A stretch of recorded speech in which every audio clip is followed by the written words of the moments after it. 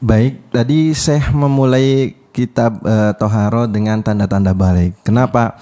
Karena orang balik ini sudah sampai ke batasan mukallaf ya. Apa itu mukallaf? Mukallaf adalah al-baligh al-akil ma'abulu'id dakwah wa salamatil hawas. Mukallaf adalah orang yang balik, berakal, ma'abulu'id dakwah, sampainya seruan dakwah, wa salamatil hawas, dan sehat pendengaran atau penglihatan. Jadi kalau orang sudah balik, berakal, sudah sampai seruan dakwah dan sehat pendengaran atau penglihatan, maka dia sudah mukallaf ya, sudah wajib dia melakukan kewajiban dan sudah wajib meninggalkan keharaman. Jadi yang pertama harus balik ya, mukallaf ini adalah orang yang balik. Anak kecil yang belum balik, nah tadi kan tanda-tandanya balik sudah ya, ada sempurnanya umur 15 tahun. Laki-laki pada laki-laki dan perempuan, haid di 9 tahun Hijriah bagi perempuan, keluar mani bagi laki-laki dan perempuan di 9 tahun Hijriah. Nah kalau sudah seperti itu berarti dia sudah mukallaf. Kalau belum ada tanda-tandanya balik, anak kecil, maka dia bukan mukallaf ya, nggak wajib sholat, belum wajib sholat. Anak kecil yang belum balik belum wajib sholat, belum wajib puasa, belum wajib segalanya ya. Cuma wajibnya nanti kepada orang tua saja ya. Kalau meninggal dunia, nah ini langsung selamat masuk surga, meski itu anak-anaknya orang kafir ya. Anak-anak orang kafir, orang musyrik meninggal dunia sebelum balik, lah ini hukumnya selamat masuk surga menurut pendapat yang tahqiq seperti yang dikatakan oleh Al-Imam An-Nawawi. Karena pada waktu baginda Nabi Muhammad SAW Isra Mi'raj, Rasulullah di surga bertemu dengan Nabi Ibrahim alaihissalam. Di sekitarnya ada anak-anak kecil. Para sahabat bertanya, ya Rasulullah, itu ada anak-anaknya orang kafir, orang musyrik? Iya, di situ ada anak-anak orang musyrik. Ya, jadi anaknya orang musyrik yang belum balik, orang kafir, ya, kalau meninggal, nah itu langsung selamat masuk surga. Jadi mukallaf itu adalah orang balik. Yang kedua orang yang berakal. Orang gila, nah ini bukan mukallaf ya, orang gila. Nah kalau meninggal langsung masuk surga tuh. Tapi gila yang bagaimana nih? Gila yang kalau dia itu balik dalam keadaan gila terus sampai dia meninggal. Nah ini yang masuk surga, langsung masuk surga. Berbeda kalau dia balik, sudah berakal, dia balik, terus dia seorang kafir, setelah itu gila ya sampai meninggal. Berarti ya nggak selamat karena dia kafir gitu kan ya. Jadi orang gila yang masuk surga itu ya kalau dia balik ke dalam keadaan gila terus sampai meninggal dunia itu ya, dia masih gila, lah itu yang selamat maksudnya. Bulughu dakwah. Yang ketiga ma'abulughi dakwah, sampai sampainya seruan dakwah. Jadi kalau belum sampainya seruan dakwah, ini bukan mukallaf. Seperti orang yang tinggal di tempat yang terpencil, di tengah-tengah hutan atau di atas gunung kayak gitu, di puncak kayak gitu, belum ada seruan dakwah yang masuk ke situ, maka dia selamat ya. Kalau meninggal masuk surga meski menyembah binatang, menyembah batu ya, karena belum ada seruan dakwah ya. Nah itu kalau makanya belum mukallaf ini. Kemudian ma'asalamatil hawa, sehat pendengaran atau penglihatan.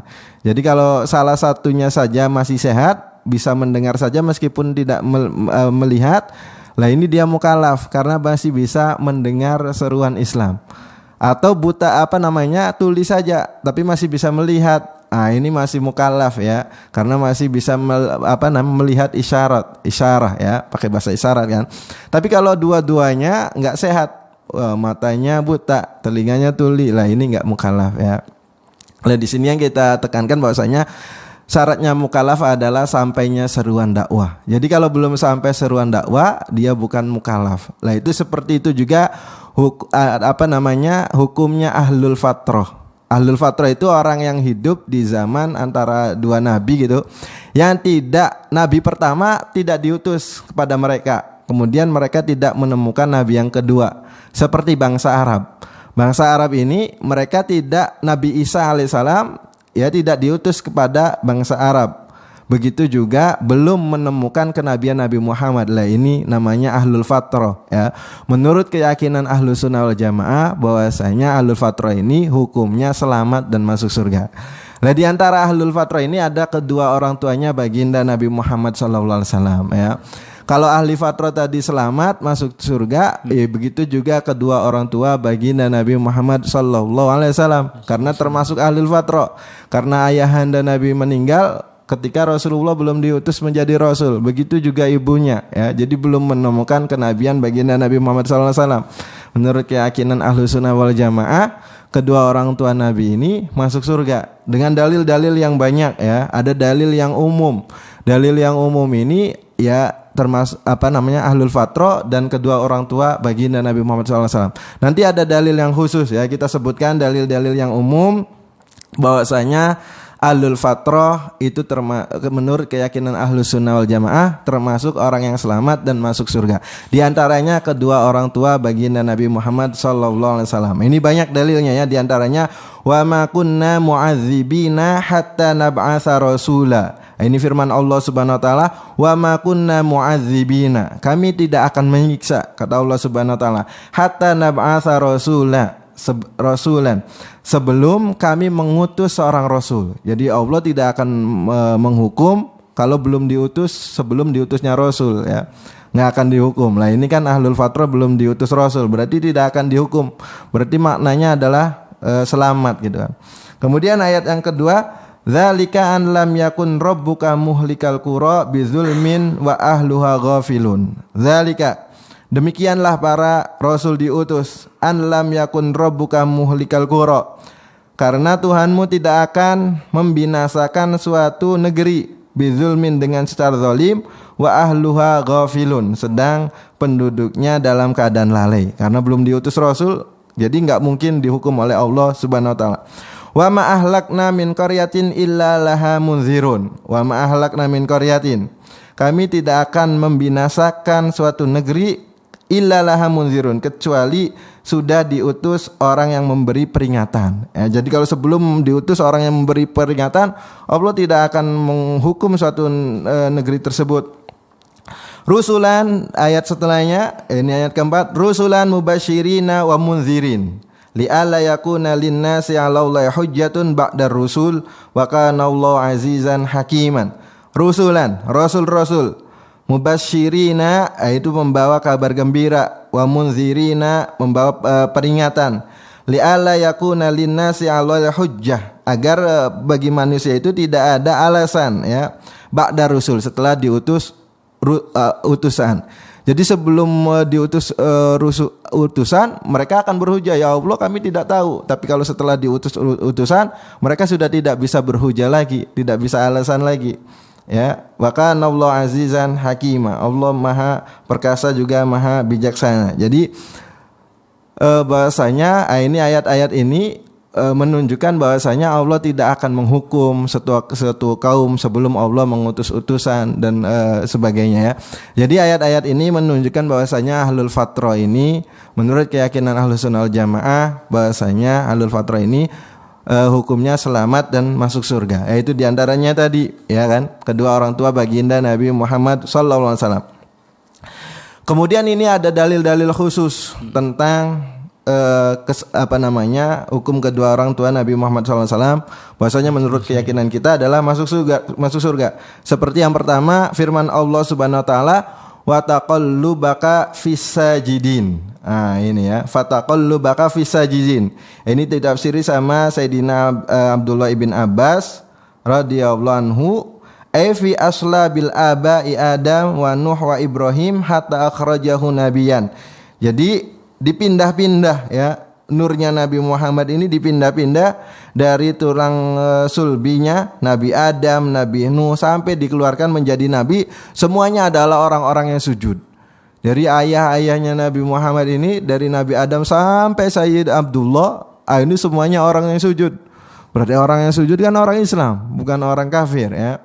Nah itu dari Al-Quran. Kemudian juga banyak dari hadis, wa an Wasila ibn al-Asqa anna Nabiya sallallahu alaihi wasallam qala, bahwasanya Nabi Muhammad sallallahu alaihi wasallam bersabda, innallaha astafa min waladi Ibrahim Ismail. Sesungguhnya Allah memilih dari anak keturunan Nabi Ibrahim Ismail. Dipilih Nabi Ismail dari keturunan Nabi Ibrahim alaihissalam. Wastafa min waladi Ismail Bani Kinaanah. Kemudian Allah memilih dari anak cucu Nabi Ismail Bani Kinaanah. Wastofa min Bani Kinana Quraisyan. Kemudian Allah memilih dari Bani Kinana kabilah Quraisy. Wastofa min Quraisy Bani Hasim. Kemudian Allah memilih dari Quraisy ini Bani Hasim. Wastofani min Bani Hasim. Dan saya dipilih dari Bani Hasim. Ini jadi pilihan-pilihan semuanya ya. Rasulullah ini asal usulnya adalah pilihan-pilihan semuanya. Nggak mungkin pilihan Allah adalah seorang yang kafir ya. Nggak mungkin. Kemudian juga hadis yang lain, wa an ammihi al-Abbas radhiyallahu anhu anna Nabiy sallallahu alaihi wasallam qala innallaha khalaqal khalqa faj'alani min khairihim wa min khairi qarnihim. Sesungguhnya Allah Subhanahu wa taala menciptakan makhluk, faj'alani min khairihim, dan menjadikanku sebaik-baik dari makhluknya Allah Subhanahu wa taala, wa min khairi qarnihim, sebaik-baik waktu, sebaik-baik masa. Tsumma takhayyara al-qabaila, kemudian dipilihkan qabilah-qabilah, faj'alani min khairi qabilatin, kemudian menjadikanku sebaik-baik qabilah. Tsumma takhayyaral buyuta faj'alani min khairi buyutihim, kemudian dipilihkan buyut di sini adalah aslan ya, asal usulnya baginda Nabi Muhammad SAW. Faj'alani min khairi buyutihim, kemudian Allah menjadikanku sebaik-baik asal usulnya sebaik-baik asal usul. Fa ana khairuhum, maka ana sebaik-baik mereka nafsan, secara ruhan wa dzatan. Wa khairuhum baitan, sebaik-baik aslan, asal usulnya, sebaik-baik asal usul. Nah, ini masa sebaik asal usulnya kafir gitu kan ya, orang musyrik ya, nggak mungkin ya. Kemudian juga di dalam hadis yang diriwayatkan Imam Tabrani, innallaha yakhtaral khalqa fakhtara minhum bani Adam. Kemudian sesungguhnya Allah Subhanahu wa taala memilih makhluk ya, fakhtara minhum bani Adam, kemudian dipilih dari makhluk-makhluk tersebut adalah anak keturunan Nabi Adam alaihissalam. Tsumma ikhtara bani Adam fakhtara minhum al-Arab, kemudian Allah memilih anak cucu Adam, kemudian dipilih dari anak cucu Adam ini bangsa Arab. Nah, ini pilihan bangsa Arab. Summa ikhtarani minal Arab, kemudian Allah memilihku dari bangsa Arab. Nah, ini pilihan. Falam azal khiyaron min khiyarin, ya ini senantiasa Nabi Muhammad SAW itu pilihan dari pilihan ya. Ala man ahabbal Arab fabihubbi ahabbuhum. Barang siapa yang mencintai bangsa Arab berarti mencintai baginda Nabi. Yang mencintai baginda Nabi maka Nabi pun akan mencintainya. Wa man abghadal Arab fabibugdi abghaduhum. Dan siapa yang membenci bangsa Arab maka dia membenci Nabi, dan Nabi pun akan membenci mereka. Nah, ini ya. Jadi pilihan-pilihan. Kemudian juga dalam hadis, lam azal unqalu min aslabi tahirin ila arhami tahirat. Nah, ini senantiasa Nabi Muhammad SAW unqalu dipindahkan min aslabi tahirin, dari tulang sulbi yang suci, ila arhami tahirat, kepada rahim yang suci ya. Nah, ini jadi baginda Nabi Muhammad SAW mensifati asal usulnya ini adalah orang-orang yang suci, pilihan-pilihan. Lah ini tidak mungkin ya bahwasanya kedua orang tua Nabi ini adalah orang kafir atau orang musyrik. Karena Allah Subhanahu wa taala mensifati orang-orang musyrik dengan sifat yang najis. Innama musyrikuna najasun. Hanya saja orang-orang musyrik itu najis. Jadi enggak mungkin bahwasanya kedua orang tua Nabi ini termasuk orang yang kafir atau yang musyrik. Nah, ini ya, jadi banyak sekali dalil-dalil dari Al-Quran ataupun hadis tentang bahwasanya menunjukkan bahwasanya kedua orang tua Nabi ini selamat dan masuk surga. Terus bagaimana ini dengan dua hadis yang diriwayatkan oleh Imam Muslim? Bahwasanya Rasulullah SAW bersabda, Ista'zantu Rabbi an astaghfira li ummi. Saya minta izin kepada Tuhanku untuk beristighfar kepada ibundaku. Falam ya'zan li. Kemudian Allah tidak memberikan izin. Wasta'zantuhu an azura qabraha fa'adzina li. Kemudian baginda Nabi Muhammad SAW minta izin untuk menziarahi kuburannya. Kemudian diizinkan oleh Allah Subhanahu wa taala. Lah di dalam hadis ini tidak ada pernyataan bahwasanya kedua orang tua Nabi ini, ibunda Nabi ini di dalam neraka ya. Tidak diberikan izin untuk istighfar bukan berarti kafir ya, masuk neraka, bukan. Karena masih diizinkan untuk diziarahi kuburannya. Kalau seandainya kafir, maka Allah melarang untuk ziarah kuburan orang kafir. Jadi dalam hadis ini ya, yang dipakai orang-orang yang mengatakan bahwasanya kedua orang tua Nabi ini di neraka, hadis ini ya itu tidak ada ya. Tidak ada kejelasan di dalam hadis ini. Mana yang mengatakan bahwasanya kedua orang tua Nabi di neraka? Enggak ada ya. Kemudian juga bagaimana dengan hadis ana rajulan qala, bahwasanya ada seorang laki-laki berkata, "Ya Rasulullah, wahai Rasulullah, aina abi, di mana ayahku?" Qala, dijawab oleh baginda Nabi Muhammad SAW, finnar, di dalam neraka. Falamma qafa da'ahu, setelah orang tadi berpaling, Nabi memanggilnya. Faqala, kemudian bersabda, inna abi wa abaka finnar, bahwasanya ayahku dan ayahmu di neraka. Bagaimana dengan hadis ini? Hadis ini ya yumkinu hamlu ala annahu kana yaqsidu amu. Bahasanya hadis ini yang dimaksud oleh baginda Nabi Muhammad SAW itu pamannya. Abi itu pamannya ya. Karena biasa orang Arab itu menyebut pamannya itu dengan sebutan ayah. Nah, itu mana dalilnya di dalam Al-Quran bahwasanya kebiasaan orang Arab itu memanggil pamannya dengan sebutan ayah. Oh, itu banyak disebutkan di dalam Al-Quran. Am kuntum syuhada idh hadara Yaqubal mautu idh qala li banihi ma ta'buduna min ba'di qalu na'budu ilahaka wa ilaha abaika Ibrahim wa Ismail wa Ishaqa ilahan wahida. Am kuntum syuhada, apa kalian menjadi saksi idh hadara Yaqubal mautu, ketika ajal menjemput Sayyidina Yaqub alaihissalam, idh qala li banihi, ketika berkata kepada anak cucunya, ma ta'buduna min ba'di, apa yang kalian sembah setelah kepergianku. Qalu, mereka menjawab, na'budu ilahaka, kami menyembah Tuhanmu, wa ilaha abaika, dan Tuhan-Tuhan ayah-ayahmu, Ibrahim, Nabi Ibrahim, wa Ismail, Nabi Ismail, wa Ishaq, Nabi Ishaq, ilahan wahidah, Tuhan yang satu, wa nahnu lahu muslimun, dan kami berserah diri. Lah ini kan bahwasanya Nabi Ishaq dan Nabi Ismail ini anaknya Nabi Ibrahim alaihissalam.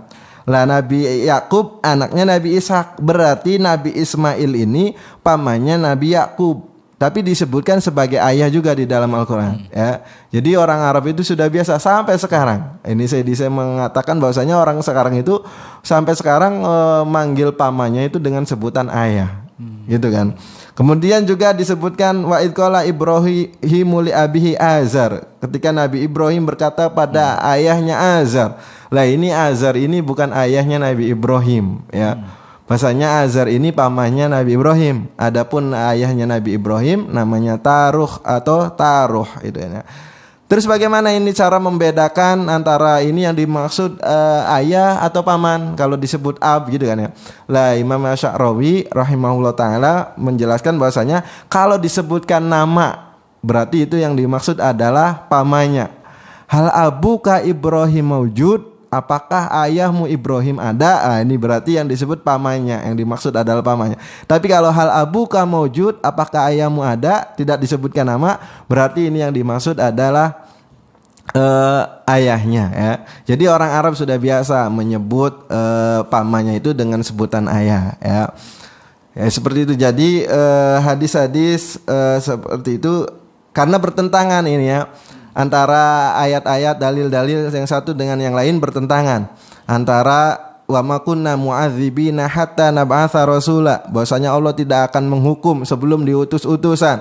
Kemudian kok ada hadis bahwasanya inna abi wa abaka finar, ayahmuku dan ayahmu di neraka. Ini kan bertentangan. Jadi di mana nih kedua orang tua Nabi Muhammad SAW? Apakah masuk surga, apakah masuk neraka? Kan ada dua dalil yang bertentangan nih.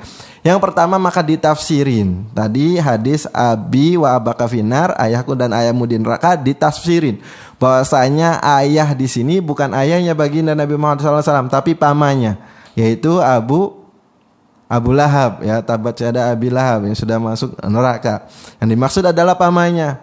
Terus kalau orang tersebut nggak mau tafsir bagaimana? Nggak mau mentakwil, lah itu harus kita bandingkan ya. Kalau tidak mau ditafsiri ayat hadis yang lain, itu kita harus bandingkan. Wa ma kunna mu'adzibina hatta nab'atsa rasula, ayat bahwasanya Allah tidak akan menghukum ya sampai Allah mengutus utusan, dengan hadis sahih yang diriwayatkan Imam Muslim, inna abi wa abaka finar, kita bandingkan. Nah, ini derajatnya tinggian mana? Al-Quran mutawatir, sedangkan hadis tadi meskipun hadis sahih tidak nyampe derajat mutawatir, hanya hadis ahad. Berarti kalau ini bertentangan antara mutawatir dengan hadis ahad, pasti yang didulukan adalah yang mutawatir ya. Jadi hadis ahad tadi terhapus hukumnya. Jadi hadis inna abi wa abaka finar, itu hukumnya dihapus kalau tidak mau mentafsiri ya. Jadi sudah jelas ya bahasanya kedua orang tua Nabi ini menurut keyakinan ahlu sunnah wal jamaah itu masuk surga. Dalilnya tadi dalil Al-Quran, wa ma kunna mu'adzibina hatta nab'atsa rasula wa taqallubaka fis sajidin, hadis-hadis yang banyak ya. Berarti kita tahu bahwasanya sudah dari nama saja sudah jelas Abdullah itu kan, hamba Allah, bukan hamba setan atau hambanya patung ya. Sudah dari nama saja Abdullah, Aminah, seperti itu kan ya. Kemudian juga ulama sepakat bahwasanya tempat yang paling mulia di jagat raya ini adalah bumi yang mengandung jasadnya baginda Nabi Muhammad SAW. Nah, itu di Madinah itu ya, bumi yang mengandung jasadnya Nabi baginda Nabi Muhammad SAW itu afdalul paling bagusnya tempat ya di muka bumi ini, dan akan dibawa sampai ke surga. Lah itu kalau bumi yang mengandung jasadnya baginda Nabi Muhammad SAW saja jadi sebaik-baik tempat, bagaimana dengan perut ibunda Nabi Muhammad SAW yang telah mengandung baginda Nabi Muhammad SAW? Bukankah sebaik-baik ibunda gitu kan ya? Nah seperti itu. Jadi menurut keyakinan kita ahlu sunnah wal jamaah bahwasanya kedua orang tua Nabi adalah masuk surga. Terus bagaimana dengan hukum orang yang mengatakan bahwasanya kedua orang tua Nabi di neraka? Nah, ini menurut Imam Ibnul Arabi bahwasanya orang tersebut mal'unun, dilaknat binasil Quran, dengan nas dari Al-Quran ya. Jadi kan hukum kedua orang tua Nabi masuk surga. Lah ini hukum bagaimana ada orang yang mengatakan kedua orang tua Nabi di neraka. Ini beda lagi ya. Lah ini menurut Imam Ibnul Arabi bahasanya orang tersebut mal'unun, dilaknat binasil Quran, dengan nas dari Al-Quran. Ketika Ibnul Arabi ditanya, ya Imam, di sana ada orang yang mengatakan bahwasanya kedua orang tua Nabi masuk neraka. Kata Imam Ibnul Arabi, huwa mal'unun, dia itu terlaknat binasil Quran, dengan nas dari Al-Quran ya. Innalladzina yu'dzunallaha wa rasulahu la'anahumullahu fid dunya wal akhirah wa a'adda lahum azaban muhina. Innalladzina yu'dzunallaha, sesungguhnya orang-orang yang menyakiti Allah wa rasulahu, dan rasulnya, la'anahumullah, maka Allah akan melaknatnya fid dunya wal akhirah, di dunia sebelum di akhirat. Wa a'adda lahum azaban muhina, akan disiapkan azab yang menghinakan. Walladzina yu'dzuna Rasulullah lahum azabun alim, orang-orang yang menyakiti baginda Nabi Muhammad SAW, Rasulullah, lahum azabun alim, dia akan mendapatkan azab yang pedih ya. Ya ini jadi ada orang yang mengatakan kedua orang tua Nabi di neraka ini akan diazab ya, terlaknat. Karena tidak ada sesuatu yang lebih menyakiti hati baginda Nabi Muhammad SAW daripada dikatakan kedua orang tuanya di neraka ya. Jadi sudah jelas bahwasanya hukum kedua orang tua Nabi ini masuk surga, dan orang yang mengatakan di neraka ini mal'un, terlaknat, jauh dari rahmat Allah Subhanahu wa taala, dan akan mendapatkan azab yang sangat pedih. Wallahu a'lam bishawab. Baik, terima kasih Ustaz atas penyampaian.